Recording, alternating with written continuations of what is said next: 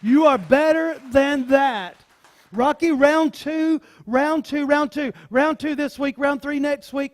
Sometimes we just have to go out and we have to get what we're worth. You know, I just keep telling you, man, you just got to watch all the way through the Rocky series, and you'll just be encouraged in life. You'll see the gospel message just woven and just kind of snuck down in there. Sometimes we just have to go out and get what we're worth. In the first Rocky movie, Rocky number 1, Rocky got a shot of a lifetime. We talked about that last week. He got the shot of a lifetime, 1,000,000 to 1 shot. See, what we want to think is that he got his shot of a lifetime, his 1,000,000 to 1 shot, because of his opportunity to contend for the heavyweight championship of the world. I'm going to tell you what really was his 1 in a million shot. His 1,000,000 to 1 shot came and happened when he waltzed into that pet store that one day and met the love of his life. That's the 1,000,000 to 1 shot. I'm going to tell you, people who win the lotteries, they're typically, I think statistics say they're broke in 7 years. You know, people aren't looking for money. They're looking for love. They're looking for happiness. They're looking for peace. You find that 1 in a million shot. You find that relationship with Jesus. That's a 1 in a million shot. You find that relationship with that perfect person. It's that 1 in a million shot. I'm going to kind of tell you, I'm going to explain to you what a 1 in a million relationship looks like. Ronnie Mader and some of us playing golf. Now, you may not know what Ronnie, but I'm going to introduce you to him. We're playing golf. We're on the number 2 tee. Ambulance comes by. So, you know, Ronnie just kind of stops and just kind of does this, and we're like, didn't know we're supposed to do that when an ambulance came by. Said, you know, Ronnie, what's going on? He said, yeah, Laura fell and broke her foot before I had to be here to play golf. So I called the ambulance and come on, I'll check on her when we get done. So, you know, I mean, that's real love. You know, after like 40 years and you're still willing to call the ambulance and get your golf game in, you know, I may be making some of this up, but it fits good. You know what I'm saying? So the thing is, you know, look for that 1 in a million shot. Shot of a lifetime happened when he waltzed into that pet store and met that pitiful looking Adrian. Man, you know what? And he told her, he said, you were suffering from a disease of shyness. That's why you were suffering from a disease of shyness. He said, I knew that there was somebody awesome under all those sweaters. And she was wearing a lot of sweaters. She said she had 3 on that day. See, in Rocky 1, he went toe to toe with Apollo Creed and he went the distance. That's all. He just said, look, I don't need to win this fight. I just want to make sure that I have the ability and the training to go the distance. What that means is if we will commit ourselves to go the distance, we'll get some punches in. If we will commit ourselves to go the distance, we'll get up. If we commit ourselves to go the distance, we'll hit pretty hard at times. We'll get hit, but we'll get our shots in. In Rocky 2, he has a whole new life. He's got a whole new life. He gets married to Adrian. He and Adrian get married. Adrian becomes pregnant in Rocky 2. They buy a house in the second Rocky movie of the series. But see, something's just not right in Rocky's corner. All of this is going on. Everything looks well. Everything looks good, but something's not right. Let's take a look at some key points. I'm not going to leave key points out. Let's take a look at some key points concerning Rocky 2, round 2. Let's look at some key points. Key point number 1, got to know your role in the corner. Got to know your role in the corner. See, you can't take the fight where the heart refuses to go. See, so it's very important for us to know our role in the corner. A little over a year ago, I sat in a meeting, and a guy that I didn't know at the time, I've got to know him a little bit since then. He preached this sermon, and I thought it was one of the most impactful things I'd heard in a long time. And literally one of the sections that he pointed out, one of his key points, was know your role in the corner. And I've never forgotten that. We inserted this into the sermon this week. Know your role in the corner. You can't take the fight where the heart refuses to go. We just can't. We can't do it. If we're not in it emotionally, we're never going to win the fight. If we're not in it emotionally, we're just not going to win. If we're disconnected and our mind is somewhere else. See, Rocky was trying to alter his role in the corner of life. He was trying to alter his role. In Rocky II, he tried to get a desk job. They told him that he needed more than a ninth grade education. He had a nice suit on, though. He kind of talked slow. And he just, he was a pretty quick thinker, but a pretty slow talker. He couldn't find a job, so then he goes to work at the meat packing plant. So when he goes to the meat packing plant, it's like, it's a job, it's okay. Adrian don't want me fighting anymore because I can't see out of my right eye too good. So Adrian don't want me fighting and I'll get killed. So I'm going to go to work at the meat packing plant, and he gets laid off from there. Then he goes to the gym just to be a janitor. This is the guy who a few months earlier was fighting for the heavyweight championship of the world, and he's sweeping up carrying spit buckets. And he became a janitor at the gym. See, he was altering or trying to alter his role in the corner of life. See, when our roles in our corners are out of balance, let's really get this one, then our lives reflect that by being out of balance themselves. If the role in our corner is out of balance, if my role is to be the pastor of this church, but I'm trying to be the children's pastor, my role's out of balance. It's not going to work. We let them do what they do. They do a wonderful job. We let them do what they do. When our roles in the corner are out of balance, then our life is going to be out of balance also. Rocky tries to prepare for his second fight. He just, he's a fighter. I'm a fighter. I'm not a meat packer. I'm not a janitor. I'm a fighter. That's what I do. He tries to prepare for this second fight with Creed, but his heart just not in it. His heart's not there. Adrian just wasn't on board because she's afraid he's going to get hurt. So without the love of his life, encouraging him, and we're going to go on this journey together. His heart wasn't in it. His want to was there, but his heart was removed from it. Adrian wasn't on board, so his heart wasn't in it. Now, let's take a look at a similar scenario with another guy we introduced last week called The Rock, and his name's Peter. Let's look at John chapter 21. And let's look at verse 3. And let's look at how this scenario plays out. And I'm going to explain a little bit of it to you. I'm going to explain it to you, in other words. So, we got that one ready? Okay, Jesus came and took the bread, and he gave it to them. Oh, wait a minute. Wait, I got the wrong one on there. No, it's 21:3. 21:3. John 21:3. I probably typed in, my fingers are too big for the phone, so I typed in one more letter than what it ought to be. But anyway, we'll get it pulled up, or if not, I'll just tell you what's going on.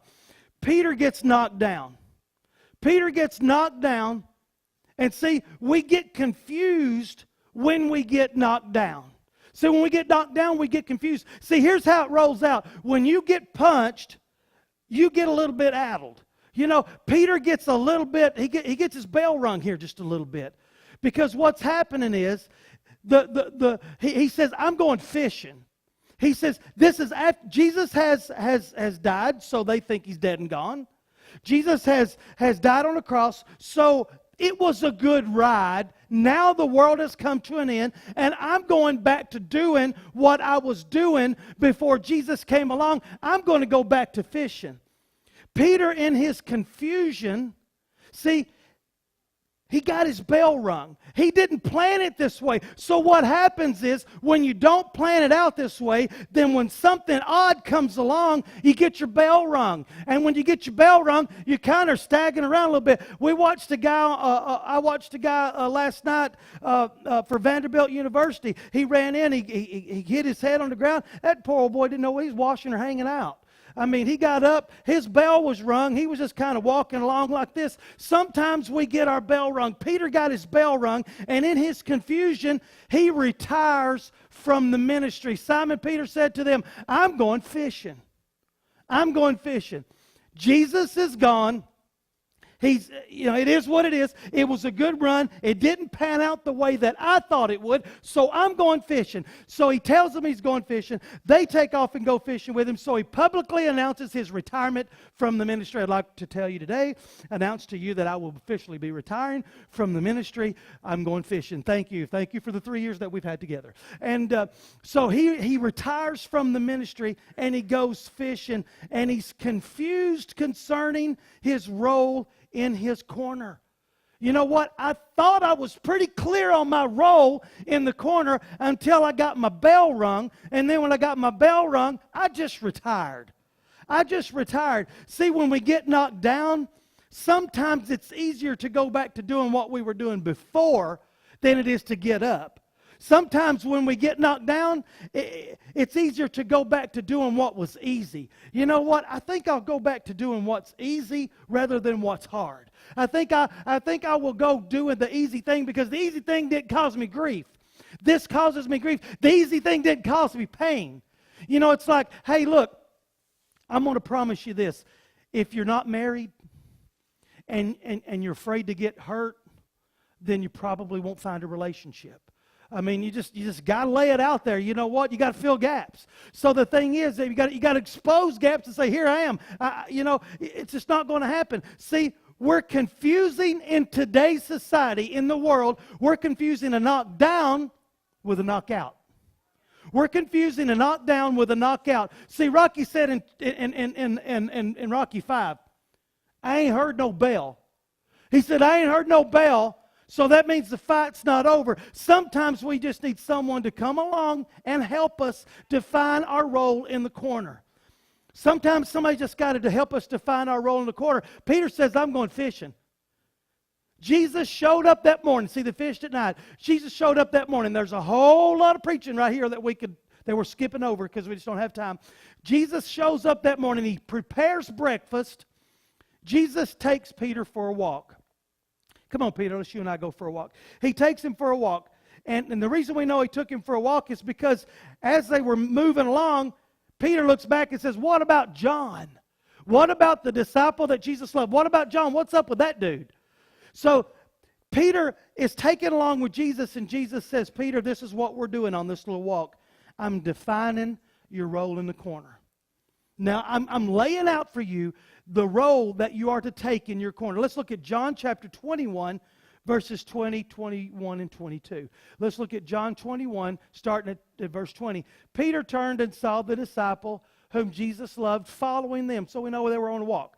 The one who also had leaned back against him during the supper and had said, Lord, who is it that is going to betray you? This is talking about John. Peter saw him, and he said to Jesus, Lord, what about that dude there? What about dude? Jesus said to him, if it be my will that he remains until I come, what is it to you? You need to follow me. He says, what is it to you? So this is basically what he's doing, defining his role in the corner. Peter, fix your eyes on me. Peter, fix your eyes on me. It's what I'm telling you to do right now. Take your eyes off of someone else's corner. You can't help what goes on in someone else's corner. You can't dictate. You can't coach that corner. You can't orchestrate that corner. You can't change the mind of the people in that corner. That is a third grade playground mentality. When we want to control what happens in the other corner, make him stop talking about me. You want me to get out of my corner, go into your corner, and say, stop talking about her. So, tell her to stop. Tell her to stop telling so-and-so that I like him. That's third grade playground mentality. When we are concerned about what goes on in that corner, we can't focus on our role in our corner. And our role, Jesus and all of them, John's and Peter's are in there with. Jesus says, Peter, look, focus on me. Focus on me. Here is the role in your corner, Peter. You can't help what goes on in somebody else's corner. Watch me, Peter. Watch me. I'm telling you. And I just kind of picture Peter being like me. Just looking everywhere. Peter. What about John? Peter, look at me. Look at me. We got contact right now? You thinking I've done that to Maddox, right? So, Look, you got contact my mom. My mama didn't give me that chance when I was growing up. She just whipped me. So Peter, look, and this is what he says. Follow me. Follow me, Peter. This is your role in the corner. Follow me. Peter, and this is what I love. This is the most important part. Peter, you're not a fisherman anymore. Peter, that's not your profession anymore. Peter, you're not a fisherman anymore. You are the voice for the church of the world. This is what your new job is, Peter. You're not a fisherman anymore. Somewhere along the line, I think somebody, like maybe Rocky said it, somewhere along the line, you changed. You stopped being you. Jesus said, Peter, you're about to impart and impact the world with my teachings. Peter, focus on me. I want you to take Peter's name out of there real quick and just put your name in there. Blank, that's your name. You're about to impart and impact the world with my teachings. Put your name in there. You're about to impact the family that lives in your house with my teachings. Focus on me. Focus on me. Don't get focused on something else. You are about to impact your workplace with my teachings. Put your name in there. Whatever your name is. I can't put them all in there right now. Put your name in there. You're about to impact your workplace with my teachings. Focus on me. You got to focus on me. You're about to impact your school with my teachings. Focus on me. You're about to impact your friendships that will impact the world that you know with my teachings. Focus on me. Because if you don't focus on me and you're trying to impact the world with my teachings, then what's going to happen is if you fail or if you falter or if you mess up, then everybody's seeing that you didn't focus on me. Stay focused on me. Stay focused, stay focused, stay focused. See, that's just big time for me. Peter, stay focused. Our role in the corner, no matter what our job is, no matter what job we have, our role in the corner, no matter what age we are, no matter what gender we are, no matter if we have money, or if we have fake money, or if we fake having money, or if we don't have money. No matter what our situation is, our role in the corner is to focus on Jesus. First and foremost, focus on Jesus, which brings me to key point number 2. Don't lose focus. Don't lose that focus. Don't lose focus. See, if we're going to get to where God wants us to be, then we're going to have to see it before we can own it. If we're going to get where Jesus wants us to be, then we're going to have to see it before we can own it. See, here's the truth. I'm going to lay it out there, and it might surprise you, it might not. God can dream bigger than we can for our lives. God's a bigger dreamer for your life and my life than we are for your life and my life. See, but we seem to enjoy fighting blindly. See, here's the thing. We've got to see the victory before we can own it, but we seem to enjoy fighting blindly. You know, I'd rather just swing. Just swing, you know what? I can't see out of my right eye. I can't see. You know what? I'm going to be honest with you. Sometimes getting up's a little hard. Sometimes moving around's a little hard, but we seem to enjoy fighting blindly. And when we fight blindly, that means we've lost our focus. We've lost focus on what we're trying to punch. We've lost focus on what we're fighting. Sometimes we just start swinging for the love of it. We start swinging because we just think that's what we're supposed to do. Let me say this again. We're confusing today between a knockdown and a knockout. We're confusing between a knockdown and a knockout. Life is a series of rounds. Life is a series of rounds. Some of us are getting knocked down and we think we're getting knocked out and we're quitting. See, some of us are confusing a knockdown with a knockout. I got knocked down. I'm done. I'm done. I don't want to get hit again. You know what? You get callous to it. Just get up and keep going. You know, Rocky said, look, it don't matter how many times I get knocked down. I just want to go the distance. It's not what he said in Rocky 2. I'm tired of going the distance. I want to beat this guy. I want to beat this guy today. See, some of us are getting knocked down and we think we're getting knocked out. And we're quitting way too early. Rocky lost focus of the fight because of his love for his wife. Let me just see if that one sinks in. Rocky lost focus of the fight because of his love for his wife, a good thing. Sometimes we're losing focus over good things. Man, jobs and better jobs, we're losing focus because we got a better job that's more demanding. Sometimes we're losing focus because we're pouring so much into our children that we're teaching them more. And I'm sorry if this steps on toes, but we're teaching them more about how to play ball than we are about how to pray with people at the altar. And I'm telling you, I mean, I love our ball players. I'm a ball player. I'd play it more often if my body would cooperate. There ain't enough ibuprofen anymore. But I would do this more often. And I loved it. I played every night. I played every night forever. And you know what? I'm afraid that today there was somebody in my life one time said, my son is slipping away from the Lord. I'm like, you ain't had him in church in 3 years. How do you expect him to know how to serve the Lord when he's played everything in the world for years? I'm just saying that. Hey, I hope it don't step on your toes. Rocky lost focus of the fight because of a good thing. His love for his wife. Sometimes I'm so focused on my wife that I can't get focused on the Lord. See, I have one of those, rent-round relationships.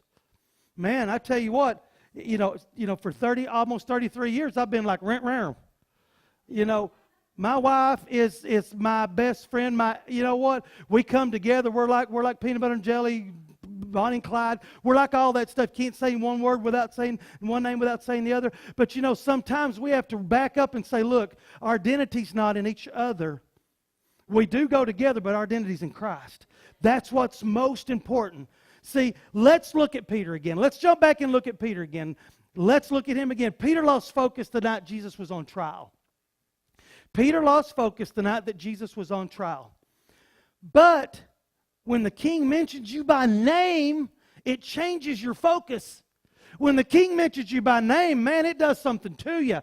When the king mentions you by name, our eyesight returns. Our focus returns. Our eyesight becomes keener. Our confidence returns. Let's look at Mark chapter 16, verse 7. Mark chapter 16, verse 7, just a real quick verse. Go tell his disciples, and I like to just add right here, and go tell Peter. Go tell his disciples, and tell Peter that I'm going to Galilee. Go tell Peter. Mentioned in my name. No other disciple got that distinction, but Peter got mentioned by name. Go tell Peter. You go make sure, because Peter had just denied the Lord terribly. A night or two before this, he had just denied the Lord terribly. He even cussed a little bit. He even made it sound real good. He was done. He was finished. Sometimes our focus can be realigned with a simple whisper from the King. Sometimes that's all we need. Sometimes Jesus adjusts us. He adjusted Peter's focus when he called him by name. Peter, I'm readjusting your focus. See, when the voice of the crowd is the only thing that we hear, we need to back up and remember the voice of the Master is the only thing that we need to hear. See, because the crowd will make us do some dumb things. The crowd will make us deny the Lord. The crowd will make us do crazy things. But we need to back up and remember, hey, look, I'm a servant of the living God. And I don't care what happens from here. I don't care if I'm not popular. I don't care if people make fun of me. The Master is the only thing I need, and His voice is the only thing I need to focus on. Rocky was going to get hurt if he didn't get focused on the fight. See, in Rocky 2, you got Paulie. He's the guy with a cigar that never smokes it. And the guy who talks and he's big and bad, but he's not big and bad. I don't sweat you. So that is his brother-in-law and Adrian's brother. And he comes into Adrian's work where she's working in the pet store. And he says, what are you doing? You're going to get him hurt. I don't want him fighting anymore. I'm afraid he's going to get hurt. Well, you're going to get him killed. If you don't get off of his back, if you don't get in his corner with him, you're going to get him hurt. And then all of this starts going down. And she's hemorrhaging. She's about to lose the baby. See, Rocky needed to know that his team was complete in his corner. I can't do this if my wife is fighting against me. I can't do this if the love of my life says don't do this. So she goes to the hospital. She almost dies. And she wakes up from the hospital and she says, Rocky, I want you to do one thing for me. Because he says, look, I'm willing to quit. I'm willing to quit. I won't do this anymore. I'll cancel this fight. I'm willing to quit. Whatever you want me to do. She says, I want you to do one thing for me. I want you to win. I want you to win. He needed Adrian to tell him to win. He needed Adrian to get in his corner. People around us are getting hurt because our focus is off. Now, let me say that one again. People around us are getting hurt because we're out of focus. See, that's what I'm saying. We are getting people around. My children in my family are getting hurt because I got my feelings hurt and I don't go to church anymore.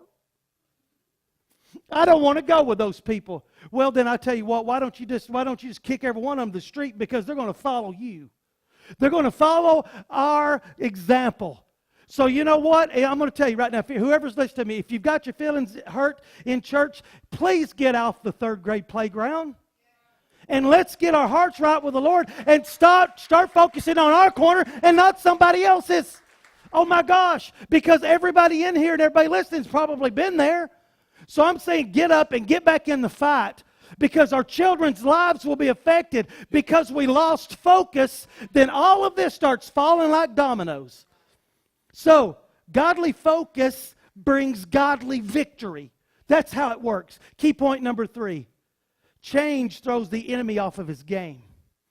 Change throws the enemy off his game. I want to show you one quick verse, and I'll jump down to Romans chapter 12, verse 2. Show you Romans chapter 12, verse 2. Be not conformed to this world, but be transformed by the renewing of your mind. So basically what this says is change. Don't be conformed to the world, but change our minds with Christ. Change our minds. Change throws the enemy off of his game. Let's learn from Rocky through the book of Acts. Let's look at the book of Acts again. Acts chapter 4, verse 13. Let's look at Acts chapter 4, verse 13. Now when they saw the boldness of Peter and John and perceived that they were uneducated and they were common, and then these people were astonished that they recognized that they had been with Jesus. Okay, let me just kind of break this one down for you. If we will change the game plan, then the devil don't know how to come at us. Hey guys, you were doing this, and you stopped on us, and you watched us, and I appreciate it. So thank you for tuning in. Thank you for spending some time with us. I pray that you enjoyed the service today. Let me take this opportunity to invite you out personally. We're located on the square in Sparta. Our service times are at 9 and 11 every Sunday morning. We'll meet you at the door with a hug. We'll meet you at the door with some coffee ready and some donuts if you want. And let me just take a real quick minute to invite you over to our Smithville campus. For those of you who can't drive over to Sparta, drive over to Smithville, 11 o'clock for now, at 614 Murphy Street in Smithville, Tennessee. So one of our campuses, Christ Point Church, we're real people, we're living real lives, and we're serving a real God. Welcome home.